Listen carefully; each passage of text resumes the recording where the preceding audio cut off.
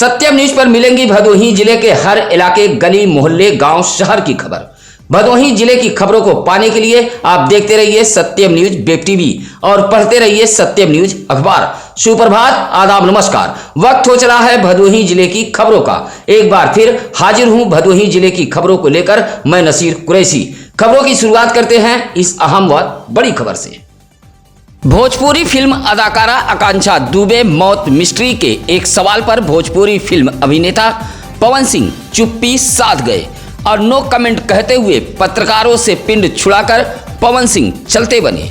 आपको बता दें कि भदोही चौरी इलाके के बरदहा की रहने वाली भोजपुरी फिल्म अदाकारा आकांक्षा दुबे की वाराणसी के एक होटल में संदिग्ध हाल में मौत हो गई थी। शोक संवेदना व्यक्त करने भोजपुरी फिल्म अभिनेता पवन सिंह चौरी के बरदहा आकांक्षा दुबे के घर पहुंचे थे। एक पत्रकार ने जब सवाल पूछा कि कहीं आपके साथ फिल्म करने की आकांक्षा दुबे को यह सजा तो नहीं मिली, इस सवाल पर पवन सिंह सन्न रह गए।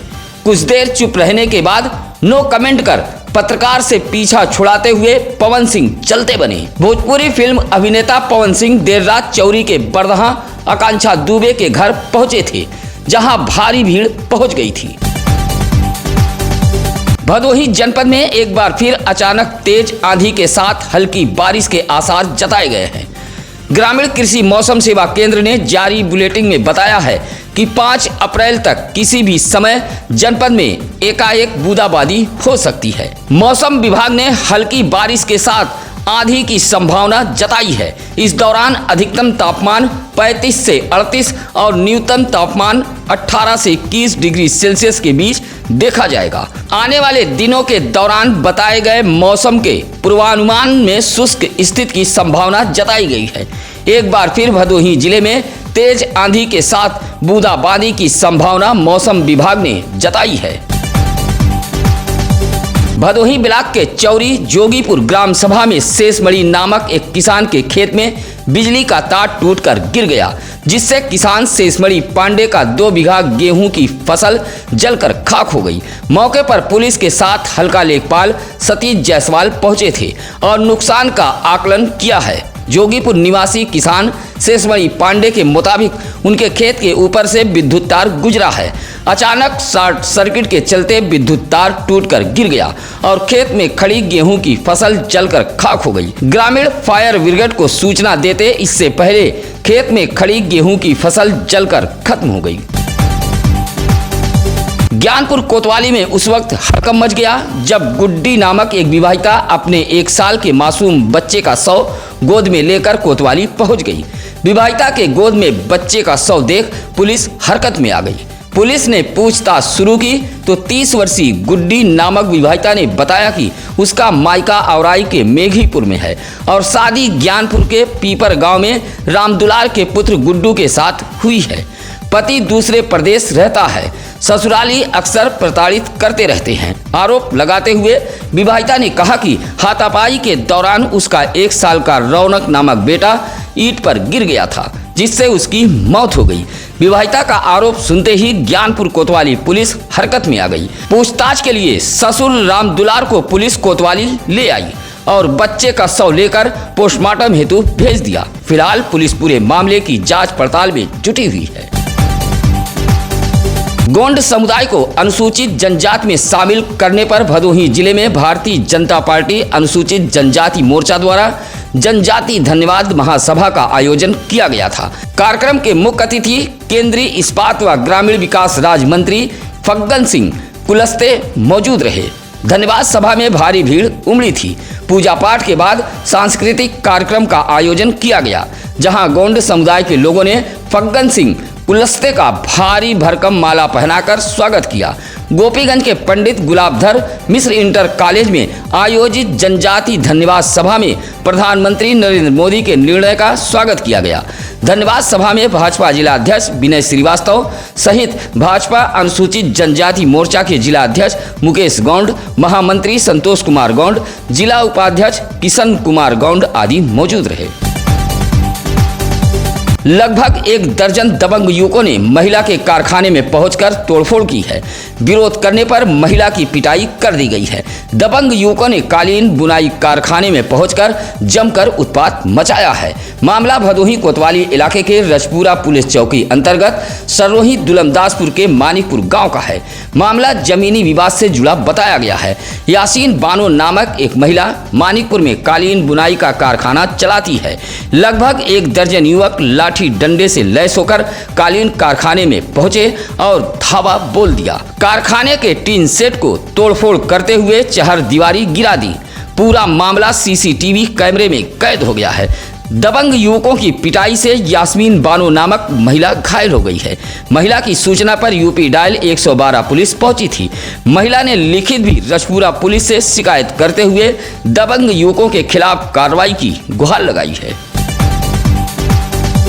भूमधरी भूमि पर जबरन रास्ता बनाए जाने का प्रयास किया जा रहा है, जबकि उक्त भूमि का मामला न्यायालय में भी विचाराधीन है। लेकिन ग्राम प्रधान व गांव के कुछ लोग जबरन विवादित भूमधरी जमीन पर रास्ता बना रहे हैं। रास्ता बनाने के लिए जेसीबी लेकर पहुंचे लोगों का महिलाओं ने विरोध भी किया है। जेसीबी के आगे महिलाएं बैठ गईं और पुलिस तक मामला पहुंचा था। यह मामला है भदोही कोतवाली इलाके के सरोही बिशुनपुर गांव का। गांव के पंचराम मौर्य, रजनीकांत पांडे, मनभावती, मीरा, मैना, मधुसूदन पांडे ने पुलिस को एक शिकायती पत्र देते हुए कहा कि भूमधरी जमीन पर जबरन रास्ता बनाया जा रहा है और गरीबों को परेशान किया जा रहा है। शिकायती पत्र देते हुए सरोही बिशुनपुर के ग्रामीणों ने भूमधरी जमीन पर हो रहे रास्ते के निर्माण को रोके जाने की गुहार लगाई है। व्यापारी स्वाभिमान यात्रा भदोही पहुंची तो उत्तर प्रदेश उद्योग व्यापार प्रतिनिधिमंडल के लोगों ने जोरदार स्वागत किया। इस दौरान बड़ी संख्या में व्यापारी मौजूद रहे। जौनपुर से चली स्वाभिमान यात्रा भदोही जौनपुर सीमा बॉर्डर धौरारा पहुंची तो लोगों ने गगनभेदी नारे के साथ स्वाभिमान यात्रा का स्वागत किया। स्वाभिमान यात्रा भदोही शहर के अजमुल्ला चौराहे पहुंची थी, जहां एक जनसभा का आयोजन किया गया था।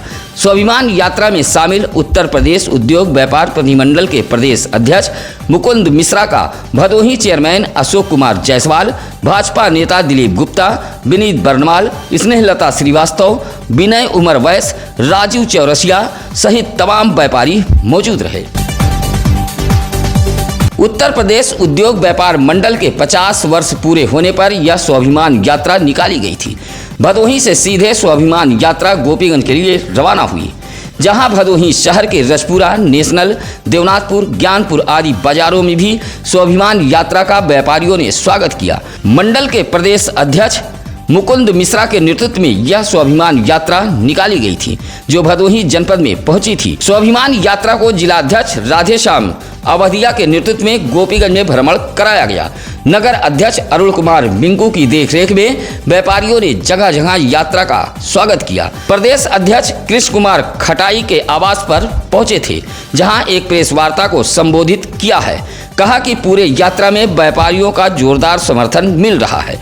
कहा कि व्यापारियों की समस्याओं के लिए मंडल कंधे से कंधा मिलाकर उनके साथ खड़ा है। इस मौके पर वीरेंद्र पांडे, संजय तिवारी, कमल कौशल, नितेंद्र पांडे आदि व्यापारी मौजूद रहे। जहां रहेगा वहीं रोशनी लुटाएगा, किसी चिराग का अपना मकान नहीं होता। किसी शायर की यह चंद लाइनें भदोही जिले के डीएम गौरांग राठी ने सुनाई है। मौका था अपर जिलाधिकारी शैलेंद्र कुमार मिश्रा के विदाई समारोह का। आपको बता दें कि अपर जिलाधिकारी शैलेंद्र कुमार मिश्रा का तबादला सुल्तानपुर के लिए हुआ है, जहां मंगलवार को ज्ञानपुर जिला कलेक्ट्रेट सभागार में विदाई समारोह का आयोजन किया गया था। विदाई समारोह में मौजूद एसपी डॉक्टर अनिल कुमार ने कहा कि एडीएम का कार्यकाल काफी शानदार रहा। विदाई समारोह में जिले भर के अधिकारी व कर्मचारी पहुंचे थे। विदाई समारोह में मुख्य विकास अधिकारी यशवंत कुमार सिंह, अपर पुलिस अधीक्षक राजेश भारती, सीएमओ डॉक्टर संतोष कुमार चक, एसडीएम औराई योगेंद्र कुमार साहू, तहसीलदार भदोही विजय यादव सहित जिले भर के लेखपाल, कानूनगो व जिला मुख्यालय के कर्मचारीगण मौजूद रहे। गोपीगंज कोतवाली इलाके के चंद्रपुरा गांव में जमीनी विवाद को लेकर दो पक्षों में जमकर मारपीट हुई है। मारपीट में दोनों पक्षों से 12 लोगों को चोटें आई हैं। बताया जाता है कि गांव के नंदलाल यादव व राम छबीले परिवार के बीच जमीनी विवाद चला आ रहा है। बताया जाता है कि मंगलवार को अपने को राजस्व विभाग का कर्मी बताते हुए कुछ लोग विवादित जमीन की नापी करने लगे।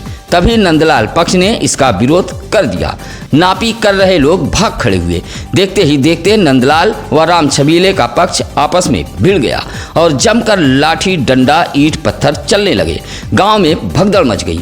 मारपीट में एक पक्ष से सूरमणि यादव, नंदलाल, रामचंद्र, रामकुमार, कपूरचंद, कुसुम देवी व दूसरे पक्ष से राम छबीले, प्रेमा, इंद्रावती, मंजू, बसंतलाल, संतोष को चोटें आई हैं। सभी घायलों का उपचार सीएससी गोपीगंज में कराया गया। दोनों पक्षों ने पुलिस से शिकायत की है। दिव्य ज्योति जागृति संस्थान द्वारा गोपीगंज नगर के मिर्जापुर रोड उत्सव लान में 5 दिवसीय शिव कथा का शुभारंभ कराया गया है। कथा के शुभारंभ मौके पर भव्य कलश यात्रा भी निकाली गई थी। कलश यात्रा को पूरे नगर में भ्रमण कराया गया। कलश यात्रा खड़हट्टी मोहाल, अंजही, पश्चिमी, सदर मोहाल होते हुए कथा स्थल पर पहुंची थी। संगीतमय शिव कथा में बड़ी संख्या में शिव भक्त पहुंचे थे। इस मौके पर श्रीकांत जायसवाल, घनश्याम दास गुप्ता, दीपक मोदनवाल, गगन गुप्ता, सरिका गुप्ता आदि लोग मौजूद रहीं। किसानों के खेत के ऊपर से गुजरे जर्जर विद्युत तार मुसीबत बने हुए हैं। आए दिन जर्जर विद्युत तार टूटकर खेत पर गिर रहे हैं और किसानों की फसल जलकर बर्बाद हो रही है। डीग ब्लॉक के सागर रायपुर में संतोष कुमार श्रीवास्तव की 3 बीघा गेहूं की फसल जलकर खाक हो गई है। संतोष कुमार श्रीवास्तव के मुताबिक उनके खेत के ऊपर से हाई टेंशन विद्युत तार गुजरा है। शॉर्ट सर्किट के चलते गेहूं के खेत पर गिरी चिंगारी से आग लग गई। आग लगने से 3 बीघा गेहूं की फसल जलकर खाक हो गई। आग लगते ही चीख पुकार शुरू हो गई थी। सूचना पर विद्युत विभाग के कर्मी मौके पर पहुंचे थे। मंगलवार को अखिल भारतीय पासी समाज की एक बैठक ज्ञानपुर के पटेल नगर सम्राट अशोक कार्यालय पर बुलाई गई थी। बैठक की अध्यक्षता अखिल भारतीय पासी समाज के जिला अध्यक्ष प्रदीप वियोगी ने की।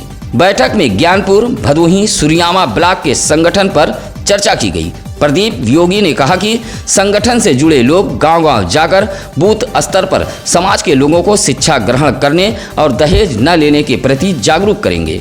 बैठक में बड़ी संख्या में पासी समाज के लोग पहुंचे थे। इस मौके पर सजदानंद, राकेश कुमार, राजन पासी, अनिल पासी, ओम प्रकाश पासी आदि लोग मौजूद रहे। भदोही शहर के 2 स्थानों पर मौजूद सड़क के गड्ढे जानलेवा बने हुए हैं। आए दिन सड़क के इस गड्ढे से हादसे हो रहे हैं। बावजूद न तो भदोही के जनप्रतिनिधि और न ही अधिकारी चेत रहे हैं और न ही जिले का लोक निर्माण विभाग इस मामले को संज्ञान में ले रहा है। आपको बता दें कि भदोही शहर के स्टेशन रोड फत्तूपुर तिरमोहानी पर जर्जर सड़क में गड्ढा हो गया है। आए दिन गिरकर लोग चोटिल हो रहे हैं। इलाके के राजदेव यादव, केदारनाथ मुदनवाल, टिंकू, राजू चौरसिया, राजकुमार यादव, रतनलाल प्रजापति ने बताया कि आए दिन लोगों के हाथ पैर इस गड्ढे से टूट रहे हैं। इसी तरह भदोही शहर के चौरी रोड नगर पालिका तिरमोहानी के समीप सड़क का गड्ढा जानलेवा बना हुआ है।